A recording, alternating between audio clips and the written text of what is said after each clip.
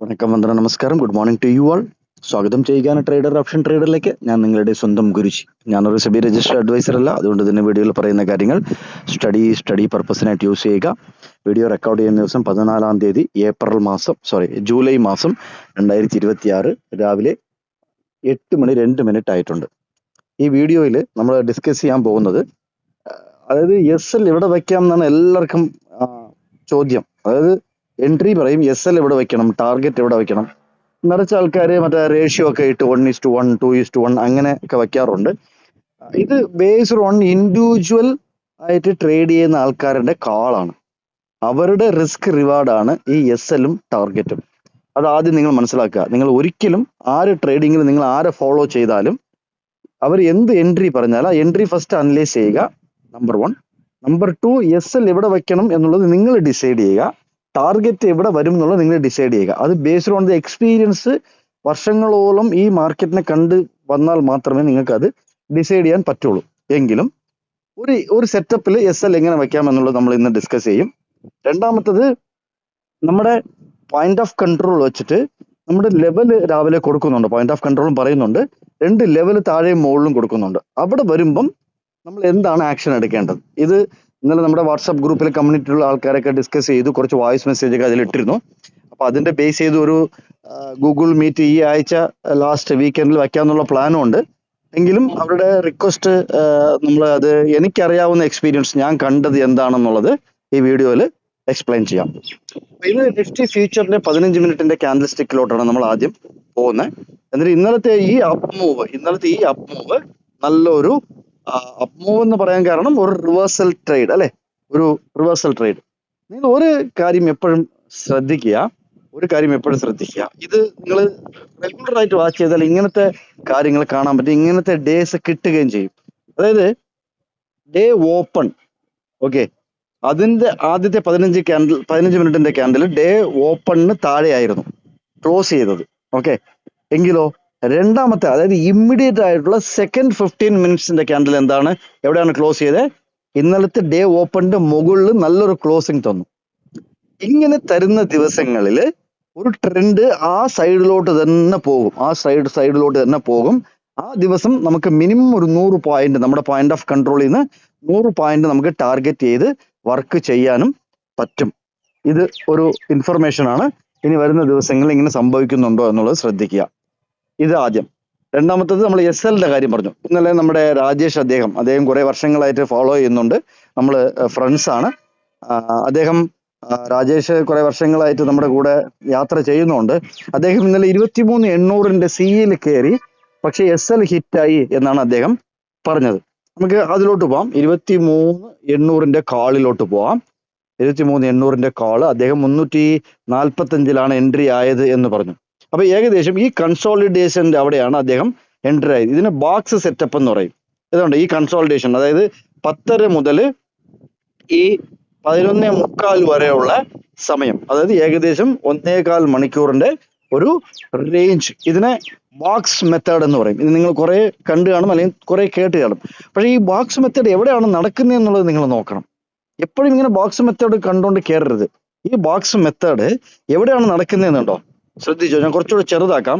ഈ ദിവസം ഉണ്ടല്ലോ, ഈ ദിവസത്തിന്റെ അകത്ത് എൻട്രി കിട്ടിയതിന് ശേഷം, ദാറ്റ് മീൻസ് ഈ 10-ാം തീയതിയുള്ള ആദ്യത്തെ 9.15 ക്യാൻഡിലിന്റെ അകത്ത് ഇവിടെ എൻട്രി കിട്ടിയതിന് ശേഷം, ഈ എൻട്രി കിട്ടിയതിന് ശേഷമാണ് ഈ ബോക്സ് മെത്തേഡ് വരുന്നത്. ദാറ്റ് മീൻസ് അവിടെ ആരോ എന്തോ വർക്ക് ചെയ്യുന്നുണ്ട് എന്നുള്ളത് ആദ്യം മനസ്സിലാക്കുക. ഓക്കെ, അപ്പൊ ഈ ബോക്സ് മെത്തേഡിൽ അദ്ദേഹം കയറി 345 അദ്ദേഹം കയറിയത്. അതായത് എനിക്ക് തോന്നുന്നു ഇവിടെ ഒരു ബ്രേക്ക്ഔട്ട് ഇവിടെ കിട്ടുന്നുണ്ട്. ഈ ബ്രേക്ക്ഔട്ട് 345 അവിടെ കിട്ടുന്നുണ്ട് എന്നുള്ളത് അദ്ദേഹം എൻട്രി കയറി. അപ്പൊ അദ്ദേഹത്തിന്റെ എസ് എൽ എവിടെ ആയിരിക്കണം എന്ന് വെച്ചാല് ഈ ഒരു ഡോജി ക്യാൻഡിൽ ഉണ്ടല്ലോ, ദാറ്റ് മീൻസ് 11 മണിക്കുള്ള ഡോജി ക്യാൻഡിലിന്റെ ലോവിലായിരിക്കണം അദ്ദേഹം സ്റ്റോപ്പ് ലോസ് വെക്കേണ്ടത്. എനിക്ക് തോന്നുന്നു അദ്ദേഹം എന്താ ചെയ്തെന്ന് വെച്ചാല് ഈ ബോക്സിന്റെ ഈ താഴെ 320 മറ്റോ 320 മറ്റോ അദ്ദേഹം 320 മറ്റോ 25 സംതിങ് അവിടെ എങ്ങാണ്ടാണ് പുള്ളി എസ് എൽ വെച്ചേക്കുന്നത്. പക്ഷെ അതല്ല കാൽക്കുലേഷൻ. ബോക്സ് മെത്തേഡ് ബ്രേക്ക്ഔട്ട് കിട്ടുമ്പോൾ അതിന്റെ ലോ, ആ ലെവലിലുള്ള ഏറ്റവും വലിയ എന്താണോ, ഇത് ഡോജിയാണ് ഈ ക്യാൻഡിൽ ഇവിടെ വെച്ചേക്കുന്നത്. ഈ ഡോജി ക്യാൻഡിൽ ലോ 304. സോ നമ്മുടെ റിസ്ക് അവിടെ വേണം ഡിഫൈൻ ചെയ്യാൻ. 345 ഏകദേശം 40-39 പോയിന്റ് അദ്ദേഹം എന്താണ് SL വെക്കുകയും വേണമെങ്കിൽ ടാർഗറ്റ് അതേ 40 പോയിന്റ് അദ്ദേഹത്തിന് 345 445 പോയി 100 പോയിന്റ് മുകളിലോട്ട് പോയി 50 പോയിന്റ് വരുമ്പോഴത്തേക്ക് അദ്ദേഹത്തിന് ബുക്ക് ചെയ്യാനും പറ്റും. അല്ലെങ്കിൽ പ്രീവിയസ് ഡേ ക്ലോസ് ആ ദിവസത്തെ ക്ലോസ് അതായത് 10-ാം തീയതിന്റെ ക്ലോസ് വരുമ്പോഴത്തേക്കും 435 വരുമ്പോഴേക്കും അദ്ദേഹത്തിന് വേണമെങ്കിൽ ബുക്ക് ചെയ്യാമായിരുന്നു. സോ SL എങ്ങനെ വെക്കണമെന്നുള്ളത് നിങ്ങൾക്ക് മനസ്സിലായി. ഇത് നിങ്ങൾ പ്രാക്ടീസ് ചെയ്യുക, നോക്കുക. ബോക്സ് മെത്തേഡ് എവിടെയാണ് വരുന്നത്, അത് എങ്ങനെയാണ് SL ചെയ്യേണ്ടത്, ഇതൊക്കെ നിങ്ങൾ നോക്കുക. നമ്മൾ വീണ്ടും അടുത്തത് സംസാരിച്ചത് നമ്മുടെ ലെവൽസ് വരുമ്പം എന്താണ് നമ്മൾ കാണേണ്ടത്. അതായത് ഈ 24-300 ഈ മൾട്ടി ഡേ ലോ ഞാൻ കുറച്ച് ദിവസങ്ങളായിട്ട് വരച്ചിട്ടിട്ടുണ്ട്, അതും കൂടെ ശ്രദ്ധിക്കുക. ഓക്കെ, ഈ ലെവൽ വരുമ്പോൾ 24-300 വരുമ്പോൾ അവിടെ നമ്മൾ നോക്കേണ്ടത് ഒരു PE ചാൻസ് ഉണ്ടോ, ആ സ്ഥലത്ത് വരുമ്പോഴേ PE ചാൻസ് ഉണ്ടോ, based on the point of control വെച്ച് നോക്കണം. കാരണം വെച്ചാല് ആ സ്ഥലത്ത് കാൾ സെല്ലേഴ്സ് ഉണ്ട്, മനസ്സിലായില്ലേ? അപ്പൊ ആ കാൾ സെല്ലറിന് ഒരു പ്രൈസ് ഉണ്ട്, അതായത് അവർ വിറ്റിരിക്കുന്ന ഒരു പ്രൈസ് ഉണ്ട്. അതിൽ കൂടുതൽ പ്രൈസ് കൂടുമ്പോൾ അവർക്ക് കവറിങ് ചെയ്യാനുള്ള സ്ഥലമാണത്. ഇപ്പൊ 200 രൂപയ്ക്കാണ് അവർ വിറ്റിരിക്കുന്നുണ്ടെങ്കിൽ ഈ 24-300 വരുമ്പോൾ അവരുടെ നമ്മുടെ പോയിന്റ് ഓഫ് കൺട്രോളിന് മുകളിൽ നിൽക്കുകയും അവർ 200-ന് മുകളിൽ നിൽക്കുകയും ചെയ്തു കഴിഞ്ഞാൽ അവിടെ അവർ സ്ക്വയർ ഓഫ് ചെയ്യേണ്ടതോ അല്ലെങ്കിൽ ഇറങ്ങേണ്ടതോ സമയമാവും. അവർക്ക് ലോസ് വരാണ്ടിരിക്കാൻ അവർ ചാടി ഇറങ്ങും. സോ ഇങ്ങനെയൊക്കെ വരുമ്പോൾ എന്തൊക്കെയാണ് നടക്കുന്നത്? ഇങ്ങനെയൊക്കെ വരുമ്പോഴത്തേക്കും out of the money react ചെയ്ത് തുടങ്ങും. ഔട്ട് ഓഫ് ദ മണി CEയിൽ റിയാക്ട് ചെയ്ത് തുടങ്ങും, അതും കൂടെ ശ്രദ്ധിക്കുക. അപ്പം 24-300 വരുമ്പോൾ ഒരു PE വാങ്ങിക്കുക, അവിടെ കാൾ സെല്ലറാണുള്ളത്, വീണ്ടും അവർ കാള് സെല്ല് ചെയ്യും. അതേപോലെ താഴെയുള്ള ലെവൽ 24-100 വരുമ്പോൾ ഒരു കാൾ ബൈ ചെയ്യാനായിട്ട് ശ്രമിക്കുക, based on the point of control. അവിടെ ആരാണുള്ളത്? അവിടെ PE സെല്ലർ, പുട്ട് സെല്ലർ ആണുള്ളത്. അവരുടെ ഒരു വാല്യൂ വന്നിട്ട് അവിടെ ഇതൊക്കെ പോയിന്റ് ഓഫ് കൺട്രോൾ വെച്ച് നിങ്ങൾ നോക്കുമ്പോഴത്തേക്കും അവരുടെ വാല്യൂ അവിടെ വരുമ്പോഴത്തേക്കും അവർക്ക് സ്ക്വയർ ഓഫ് ചെയ്യാനായിട്ട് വരും. അപ്പൊ PE ബഡ്ജ് ചെയ്തിരിക്കുകയായിരിക്കും അല്ലെ, PEയുടെ റേറ്റ് ഒന്ന് കൂടുതലായിരിക്കും. അപ്പൊ അവർ വീണ്ടും PE വിറ്റാൽ മാർക്കറ്റ് എങ്ങനെയാ പോകുന്നത്? മുകളിലോട്ട് പോകും. PE റൈറ്റർ അല്ലെങ്കിൽ PE സെല്ലേഴ്സിന് മാർക്കറ്റ് മുകളിലോട്ട് പോകണം. CE സെല്ലർ അല്ലെങ്കിൽ CE റൈറ്റേഴ്സിന്, കാൾ റൈറ്റേഴ്സിന് മാർക്കറ്റ് താഴെ വരണം. ഇത് സിമ്പിൾ കോൺസെപ്റ്റ് ആണ്.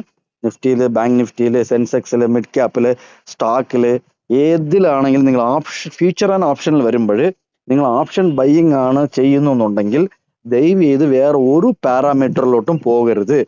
ഒരു പാരാമീറ്റർ ഇത് ഈ സിമ്പിൾ ആയിട്ടുള്ള കോൺസെപ്റ്റ് നിങ്ങൾ നോക്കിയാൽ മാത്രം മതി. ഈ ലെവലിൽ മുകളിൽ ഈ നമ്മൾ വരച്ചു തരുന്ന ലെവലിൽ ഇത് ഫ്യൂച്ചർ ആണ്.